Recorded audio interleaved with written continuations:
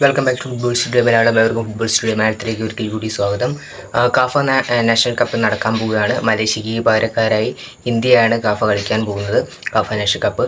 അപ്പം അതിന് മുന്നോടിയായിട്ട് ഖാലിദ് ജമീൽ എന്ന ഇന്ത്യൻ പരിശീലകനെ ഇന്ത്യൻ നാഷണൽ ടീം കോച്ചായി പ്രഖ്യാപിച്ചിട്ടുണ്ടായിരുന്നു. അതിൽ എടുത്തു പറയേണ്ട ഘടകം, ഖാലിദ് ജമീൽ വന്നതിന് ശേഷം പുതിയ താഴേക്കിടയിൽ കിടക്കുന്ന പ്ലേയേഴ്സിനെ വരെ നാഷണൽ ടീമിലേക്ക് എടുത്തിട്ടുണ്ട്. അതായത് ഡ്യൂറൻഡ് കപ്പിലെ ഒരു ആർമി ടീമിന് വേണ്ടി കളിക്കുന്ന താരത്തെ ഇപ്പോൾ നാഷണൽ ടീമിലേക്ക് വിളിച്ചിട്ടുണ്ട്. സുനിൽ ബെഞ്ചമിൻ എന്ന് പറയുന്ന താരത്തെയാണ് നാഷണൽ ടീമിലേക്ക് വിളിച്ചിട്ടുള്ളത്. അപ്പം ഇന്ത്യൻ കോച്ച് വന്നാലുള്ള ഉപകാരം, അങ്ങനെയുള്ള ചില ഉപകാരങ്ങളൊക്കെ ലഭിക്കും. അതായത് താഴേക്കിടയിൽ കിടക്കുന്ന നമ്മുടെ ആർമി ടീമുകളിൽ നിന്നൊക്കെ, നേവി ടീമുകളിൽ നിന്നൊക്കെ പ്ലേയേഴ്സിനെ എടുക്കുന്ന സാഹചര്യം ഉണ്ടാവും. പകരം വിദേശ ക്ലബ്ബുകളിൽ അല്ല വിദേശ കോച്ചുമാരാണ് വരുന്നതെങ്കിൽ അവർ മെയിനായിട്ട് നോക്കുക ISL കളിക്കുന്ന പ്രൊഫഷണലായിട്ട് മെയിൻ ആയിട്ടുള്ള പ്ലേയേഴ്സിനെ ആയിരിക്കും. അതിൽ നിന്ന് വ്യത്യസ്തമായ ഒരു ഇന്ത്യൻ പരിശീലനം വന്നു കഴിഞ്ഞാൽ എന്തൊക്കെ മാറ്റങ്ങൾ വരും എന്നുള്ളത് ഖാലിദ് ജമീൽ വന്നതിന് ശേഷം കാണാൻ സാധിച്ചു. 15ഓളം പ്ലേയേഴ്സുകൾ ഇപ്പോൾ നാഷണൽ ടീം ട്രെയിനിങ്ങിനോടൊപ്പം ജോയിൻ ചെയ്തിട്ടുള്ളത്. അതിന് കാരണം ഇപ്പോൾ നടക്കുന്ന ഡ്യൂറൻഡ് കപ്പിൽ പങ്കെടുത്തുകൊണ്ടിരിക്കുന്ന മോഹൻ ബഗാൻ്റെ ഈസ്റ്റ് ബംഗാളിലെ താരങ്ങൾ നിരവധിയാണ് ഇന്ത്യൻ ടീമിലുള്ളവർ. അതുകൊണ്ട് തന്നെയാണ് അവരൊക്കെ തന്നെയാണ് ടീമിൽ ജോയിൻ ചെയ്യാത്തതും.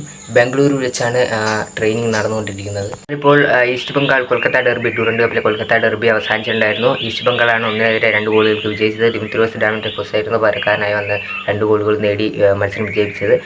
അതോടുകൂടി ഡ്യൂറൻഡ് കപ്പിൽ നിന്ന് മോഹൻ ബഗാൻ പുറത്താകുകയും ചെയ്തിട്ടുണ്ട്. എന്നാൽ ഇന്ത്യൻ ടീമിലേക്ക് ഏറ്റവും കൂടുതൽ പ്ലേയേഴ്സ് വരുന്നത് മോഹൻ ബഗാനിൽ നിന്നാണ്.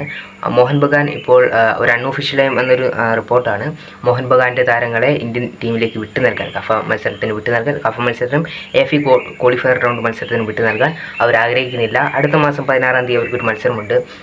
AFC സെക്കൻഡ് ഡിവിഷനിൽ ഒരു മത്സരമേറ്റാൻ അവർക്ക് ഉണ്ട്. അപ്പം അതിനുവേണ്ടി അവർ ട്രെയിൻ ചെയ്യിക്കേണ്ടതുണ്ട്.